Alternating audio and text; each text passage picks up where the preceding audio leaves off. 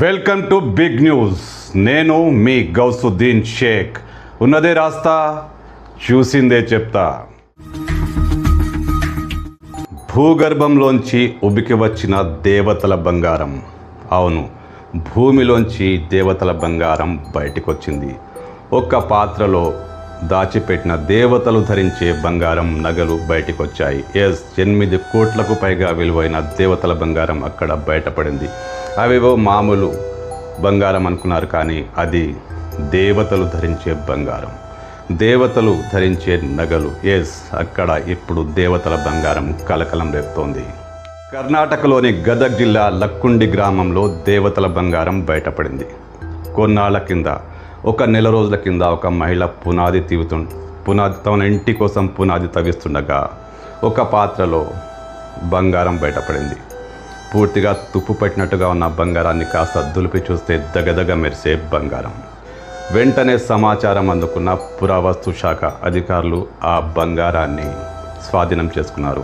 పెద్ద ఎత్తున బంగారం దొరికిందని పరిసర ప్రాంతాల్లో వార్త వ్యాపించడంతో జనం ఆ ప్రాంతానికి పెద్ద ఎత్తున తరలివచ్చారు. అయితే ఆ నిధి ఎక్కడిది, ఎవరు దాచిపెట్టారనే విషయంలో పురావస్తు శాఖ అధికారులు నిగ్గు తేల్చే పని పెట్టారు. దాదాపు నెల రోజులు గడిచిన తర్వాత అది దేవతల బంగారం అని తెలిసిపోయింది. దేవీ దేవతలు ధరించే నగలు అవి. చారిత్రక ప్రాంతమైన లక్కుండి గ్రామంలో ఈ నిధి బయటపడింది. ఒక రాగి పాత్రలో ఈ నిధి బయటపడింది. కనీసం 600 సంవత్సరాల కిందటి నగలుగా దీన్ని పురావస్తు శాఖ అధికారులు తేల్చేశారు.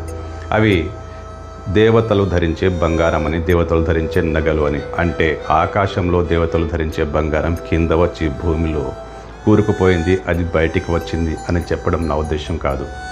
అప్పట్లో ఏదో ఒక ఆలయంలో ఉత్సవమూర్తులకు అలంకరించే బంగారం అది. దేవీ దేవతలకు అలంకరించే బంగారం ఇది. ఇది చాలా విలువైన బంగారం అని పురావస్తు శాఖ అధికారులు తేల్చేశారు. అంటే 600 సంవత్సరాల కిందటి బంగారం విలువ ఎప్పుడు నిర్ధారిస్తే సుమారు 8 కోట్లు ఉంటుందని అధికారులు అంచనా వేస్తున్నారు. ఆ ప్రాంతంలో దేవతలు ధరించే బంగారం బయటపడడంతో ఇప్పుడు ఆ గ్రామం చర్చనీయాంశంగా మారింది. అనేక మంది ఆ గ్రామానికి తరలి వస్తున్నారు.